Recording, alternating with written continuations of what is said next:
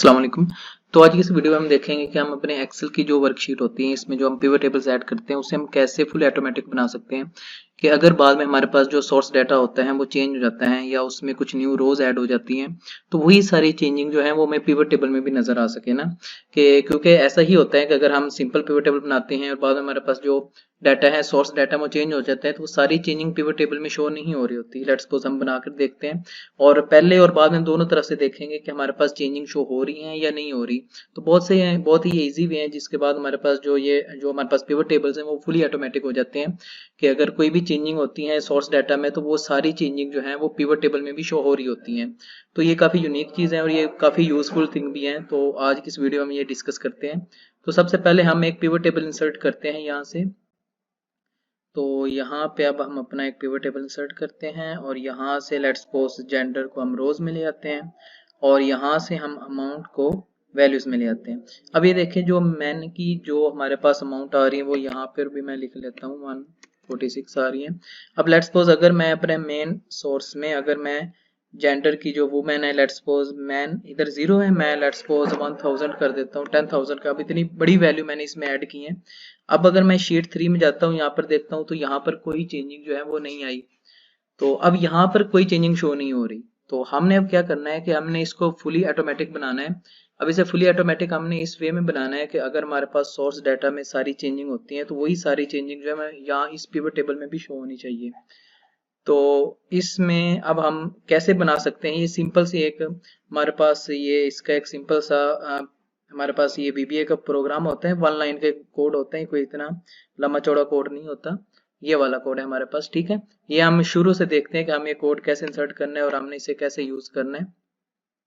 तो सिंपल क्या करना है, आपने मेन जो आपका डाटा सोर्स होगा वहां पर आपने इसे राइट क्लिक करना है और राइट क्लिक करने के बाद आपने सिंपल व्यू कोड में जाना है और यहाँ से आपने जनरल होगा आपने इसे वर्कशीट में जाना है, वर्कशीट सेलेक्ट कर लेनी है और यहाँ से आपने इसको चेंज पे सिलेक्ट कर लेना है। ओके हो गया। इसके बाद सिंपल ये जो लास्ट 2 लाइन्स है इनकी जरूरत नहीं है, हमें इन्हें आप सिंपल क्रॉस कर देना है और यहाँ पर एक सिर्फ एक लाइन का हमने कोड लिखना है, बहुत ही सिंपल सा है कि active worksheet workbook sorry dot, इसके बाद हमने क्या लिखना है, रिफ्रेश ऑल। सिंपल हमने यहाँ पर क्लिक करना है रिफ्रेश ऑल। इसके बाद सिंपल हमने इसको बस क्लोज कर देना है। अब हमारे पास जो है ये वर्क जो हमारे पास सारा वर्क कंप्लीट हो गया। अब अगर कोई भी चेंजिंग होती है तो वही सारी चेंजिंग जो है हमारे पास इस पिवट टेबल में भी शो होनी चाहिए। लेट्स सपोज हम दोबारा करके देखते हैं। अगर मैं इसको लेट्स सपोज अब क्योंकि हमने जीरो के जब ये स्टार्टिंग में जीरो था तो हमने स्टार्टिंग में जीरो था तो उसके बाद हमारे पास पिवट टेबल की वैल्यू ये आई थी। उसके बाद हमने अब ये कोड रन कर दिया और अब हम अगर यहाँ पर कुछ वैल्यू चेंज करते हैं तो अब हम देखते हैं कि इसमें कोई चेंजिंग हुई है नहीं। And you can see date पहले यहाँ पर वैल्यू क्या थी और अब यहाँ पर वैल्यू जो है वो चेंज हो गई है। अब इसी तरह अगर हम दोबारा से कोई वैल्यू चेंज करते हैं, लेट्स सपोज ये वुमेन में पहले ये 399 है, अगर मैं लेट्स सपोज इसे 4000 कर देता हूँ, बहुत बड़ी वैल्यू मैंने इसमें ऐड कर दी है ताकि हमें डिफरेंस साफ नजर आ सके ना। तो ये देखें अब डिफरेंस जो है वो क्लियर हो गया। अब एक और लेट्स सपोज इसके बाद अब हम एक और पिवट टेबल बनाते हैं और उसमें देखते हैं कि चेंजिंग हमें शो हो रही है या नहीं हो रही। तो सिंपल इंसर्ट पे जाते हैं, पिवट टेबल पे जाते हैं और एग्जिस्टिंग लोकेशन पर को सिलेक्ट करके यहीं पे उसको भी इंसर्ट करा देते हैं ना। तो लेट्स सपोज अब ये आ गया। इसमें अगर हम जेंडर को ऐड करें, लेट्स सपोज जेंडर तो हमने उधर भी देख लिया, एज को ले आते हैं और सॉरी इससे हमें कोई आउटपुट नहीं नज़र आएगी तो हम एज ग्रुप को ले आते हैं क्योंकि ये कम है। इसके बाद हम वैल्यूज़ को अमाउंट को ले आते हैं, ठीक हो गया। अब इसके बाद यहाँ से हमें ब्लैंक की ज़रूरत नहीं है तो सिंपली ब्लैंक को हम अनचेक कर देते हैं और अब हमारे पास ये अमाउंट सारी शो होगी। अब लेट्स सपोज क्या होता है कि यही सारी अमाउंट जो है मैं यहाँ पे भी एक दफ़ा लिख लेता हूँ ताकि ये वर्क कर रहे हैं या नहीं कर रहा है हमें पता चल जाए ना। अब ये 18 से 29 में हमारे पास ये वैल्यू जनरेट हुई है। अब लेट्स सपोज 18 से 49 एज ग्रुप में अगर मैं यहाँ पे वैल्यू कर देता हूँ 3000, लेट्स सी चेंजिंग हुई है या नहीं हुई। And you can see that automatically ये जो है अपडेट हो गए। तो आइए एक मिनट हम दोबारा चेक कर लेते हैं।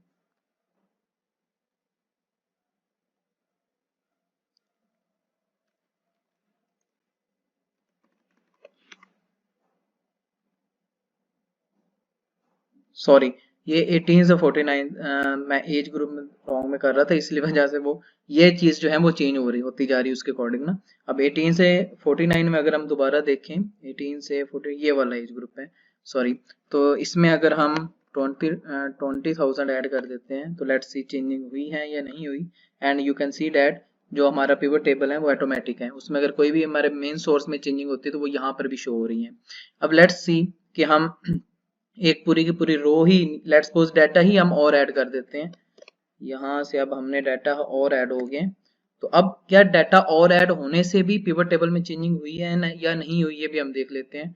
And you can see that उतनी अमाउंट में ही पिवट टेबल में वो अमाउंट जो है वो ऐड हो गई है। अब ये जो अमाउंट है अगर इस अमाउंट में भी चेंजिंग होती है तो यही भी उसमें शो होना चाहिए। अब लेट्स सपोज मैं इसको 0 कर देता हूँ तो अब 2000 का डिफरेंस आना चाहिए 20,000 का। And you can see that amount जो है वो उतनी ही कम हो गई है। तो इस तरह करके हम अपने किसी भी पिवट टेबल को जो है उसको फुली ऑटोमेटिक बना सकते हैं कि अगर बाद में हमारा जो डाटा सोर्स है वो चेंज हो जाता है या उसमें न्यू रोज ऐड होती हैं तो वही सारी चेंजिंग जो है वो हमें पिवट टेबल में भी नजर आ जाती हैं। तो आज के लिए सिर्फ इतना ही। नेक्स्ट इंशाल्लाह इसी तरह की नेक्स्ट वीडियोस में मिलेंगे, तब तक के लिए अपना बहुत ज़्यादा ख्याल रखिएगा। अल्लाह हाफिज़।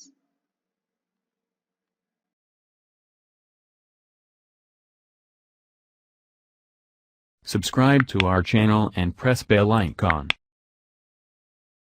Also follow us on social media. Thank you.